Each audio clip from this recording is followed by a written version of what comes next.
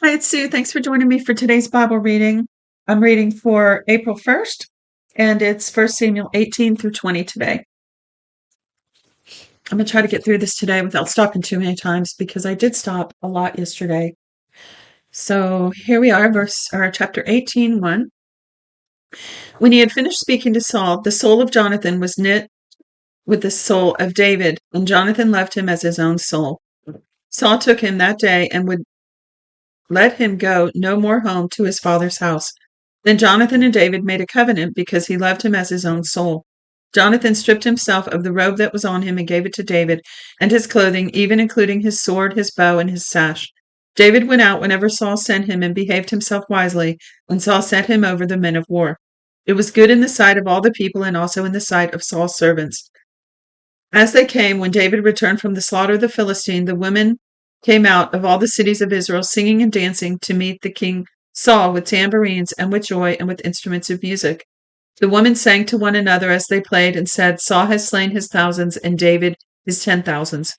Saul was angry, and this saying displeased him. He said, They have ascribed to David 10,000s, and to me they have ascribed only thousands. What can he have more but the kingdom? Saul watched David from that day forward. On the next day, an evil spirit from God came mightily on Saul, and he prophesied in the middle of the house, David playing with his hand as he did by day. Saul had his spear in his hand, and Saul threw the spear, for he said, I will pin David even to the wall. David escaped from his presence twice. Saul was afraid of David because Yahweh was with him and had departed from Saul. Therefore Saul removed him from his presence and made him his captain over 1,000, and he went out and came in before the people. David behaved himself wisely in all his ways, and Yahweh was with him. When Saul saw that he behaved very wisely, he stood in awe of him. But all Israel and Judah loved David, for he went out and came in before them. Saul said to David, Behold, my elder daughter Merab, I will give her to you as wife. Only be valiant for me and fight Yahweh's battles. For Saul said, Don't let my hand be on him, but let the hand of the Philistines be on him. David said to Saul, Who am I, and what is my life or my father's family in Israel, that I should be the son-in-law to the king? But at the same time, when Merab, Saul's daughter, loved David, wait a minute, I'm reading this wrong. Let me see. But at the same time, when Merab, Saul's daughter, should have been given to David, she was given to Adriel the Meholathite as wife. Michal, Saul's daughter, loved David, and they told Saul, and the thing pleased him. Saul said, I will give her to him, and she may be a snare to him, and that the hand of the Philistines may be against him. Therefore Saul said to David, You shall today be my son-in-law a second time. Saul commanded his servants, Talk with David secretly, and say, Behold, the king has delighted in you, and all his servants love you. Now therefore be the king's son-in-law. Saul's servants spoke those words in the ears of David. David said, Does it seem to you a light thing to be a king's son-in-law, since I am a poor man and lightly esteemed? The servants of Saul told him, saying, David spoke like this. Saul said, Tell David the king desires no dowry except 100 foreskins of the Philistines to be avenged of the king's enemies. Now Saul thought he would make David fall by the hand of the Philistines. When his servants told David these words, it pleased David well to be the king's son-in-law. Before the deadline, David arose and went, he and his men, and killed 200 men of the Philistine. Then David brought their foreskins, and they gave them in full number to the king, that he might be the king's son-in-law. Then Saul gave him Michal his daughter as wife. Saul saw and knew that Yahweh was with David, and Michal, Saul's daughter, loved him. And so, let me read that again. Then Saul saw that and knew that Yahweh was with David, and Michal, Saul's daughter, loved him. Saul was even more afraid of David, and Saul was David's enemy continually. Then the princes of the Philistines went out, and as often as they went out, David behaved himself more wisely than all the servants of Saul, so that his name was highly esteemed. Saul spoke to Jonathan his son, and to all the servants that they should kill David, but Jonathan, Saul's son, greatly delighted in David. Jonathan told David, saying, Saul my father seeks to kill you. Now therefore please take care of yourself in the morning, and live in a secret place, and hide yourself. I will go out and stand beside my father in the field where you are, and I will talk with my father about you, and if I see anything I will tell you. Jonathan spoke good of David to Saul his father, and said to him, Don't let the king sin against his servant, against David, because he has not sinned against you, and because his works have been very good toward you. For he put his life in his hand, and struck the Philistine, and Yahweh worked a great victory for all Israel. You saw it and rejoiced. Why then will you sin against innocent blood to kill David without a cause? Saul listened to the voice of Jonathan, and Saul swore, As Yahweh lives, he shall not be put to death. Jonathan called David, and Jonathan showed him all those things. Then Jonathan brought David to Saul, and he was in his presence as before. There was war again. David went out and fought with the Philistines and killed them with a great slaughter, and they fled before him. An evil spirit from Yahweh was on Saul, and he sat at his house with his spear in his hand, and David was playing with his hand. Saul sought to pin David to the wall with the spear, but he slipped away out of Saul's presence, and he struck the spear into the wall. David fled and escaped that night. Saul sent messengers to David's house to watch him and to kill him in the morning. Michal, David's wife, told him, saying, If you don't save your life tonight, tomorrow you will be killed. So Michal let David down through a window. He fled away. It says he went away, fled and escaped.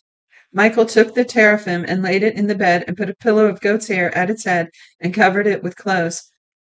When Saul sent messengers to take David, she said, He is sick. Saul sent the messengers to see David, saying, Bring him here to me in the bed, that I may kill him.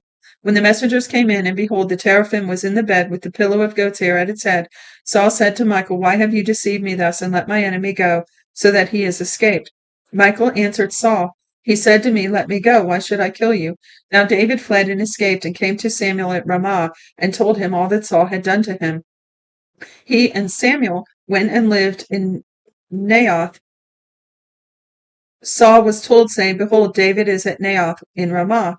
Saul sent messengers to seize David, and when they saw the company of the prophets prophesying, and Samuel standing as head over them, God's Spirit came on Saul's messengers. Turn the page. And they also prophesied. When Saul was told, he sent other messengers, and they also prophesied. Saul sent messengers again a third time, and they also prophesied. Then he also went to Ramah and came to the great well that is in Secu, and he asked, Where are Samuel and David? One said, Behold, they are at Naioth in Ramah. He went there to Naioth in Ramah. Then God's Spirit came on him also, and he went on and prophesied until he came to Naioth in Ramah. He also stripped off his clothes and also prophesied before Samuel, and lay down naked all that day and all that night. Therefore they say, Is Saul also among the prophets? Last chapter. David fled from Naioth in Ramah and came and said before Jonathan, What have I done? What is my iniquity? What is my sin before your father, that he seeks my life? He said to him, Far from it, you will not die. Behold, my father does nothing, either great or small, but that he discloses it to me. Why would my father hide this thing from me? It is not so. David swore moreover and said, Your father knows well that I have found favor in your eyes. And he says, Don't let Jonathan know this, lest he be grieved. But truly as Yahweh lives, and as your soul lives, there is but a step between me and death. Then Jonathan said to David, Whatever your soul desires, I will even do it for you.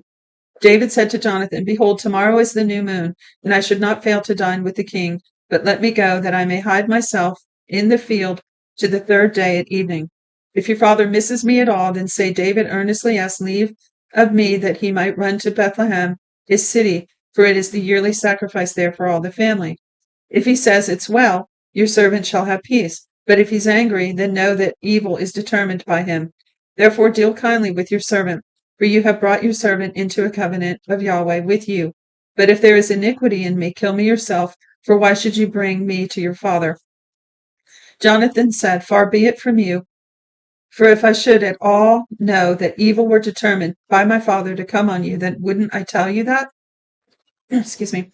Then David said to Jonathan, Who will tell me if your father answers you roughly? Jonathan said to David, Come and let us go out into the field.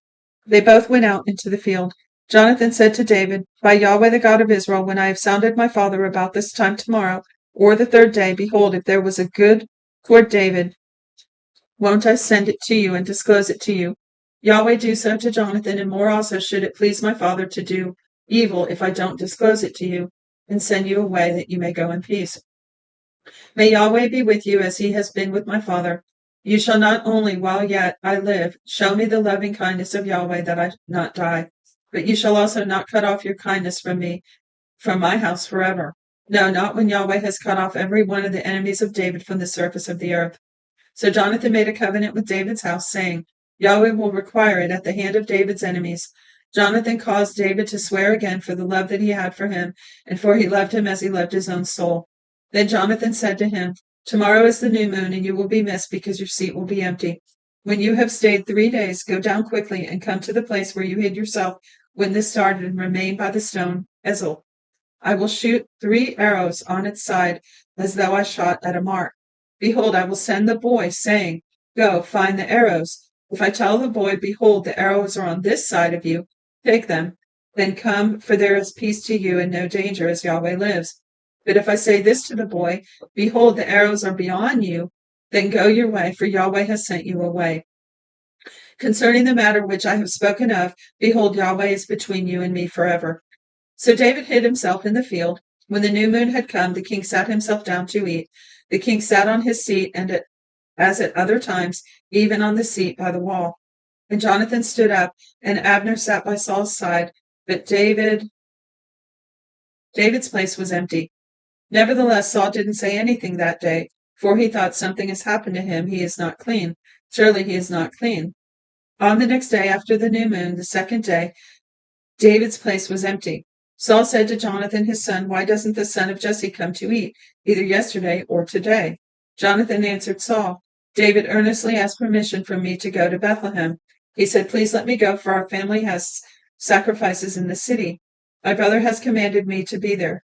Now if I have found favor in your eyes, please let me go away and see my brothers. Therefore he has not come to the king's table. Then Saul's anger burned against Jonathan, and he said to him, You son of a perverse, rebellious woman, don't I know that you have chosen the son of Jesse to your own shame and to the shame of your mother's nakedness? For as long as the son of Jesse lives on earth and will not be established, for as long as the son of Jesse, that's David, lives on the earth, you will not be established, nor will your kingdom. So in other words, he's saying if David becomes king, you'll never inherit the kingdom. Jonathan doesn't care about that because he recognizes that God has anointed David already. So next verse, Therefore now send and bring him to me, and he shall surely die. Jonathan answered Saul his father and said to him, Why should he be put to death? What has he done? Saul cast his spear at him to strike him. By this Jonathan knew that his father was determined to put David to death. So Jonathan arose from the table in fierce anger and ate no food the second day of the month, for he was grieved for David, because his father had treated him shamefully. In the morning Jonathan went out into the field at the time appointed with David, and a little boy with him. He said to his boy, Run, find the arrows now which I shoot. As the boy ran, he shot an arrow beyond him. When the boy had come to the place of the arrow which Jonathan had shot, Jonathan cried after the boy and said, Isn't the arrow beyond you? Jonathan cried after the boy, Go fast, hurry, don't delay. Jonathan's boy gathered up the arrows and came to his master, but the boy didn't know anything. Only Jonathan and David knew the matter. Jonathan gave his weapons to the boy and said to him, Go, carry them to the city. As soon as the boy was gone, David arose out of the south and fell on his face to the ground and bowed himself 3 times. They kissed one another and wept one another, and David wept the most. Jonathan said to David, Go in peace, because we have both sworn in Yahweh's name. Yahweh is between me and you, and between my offspring and your offspring forever. He arose and departed, and Jonathan went into the city. That's the end of today's reading. God bless you, and I'll see you tomorrow.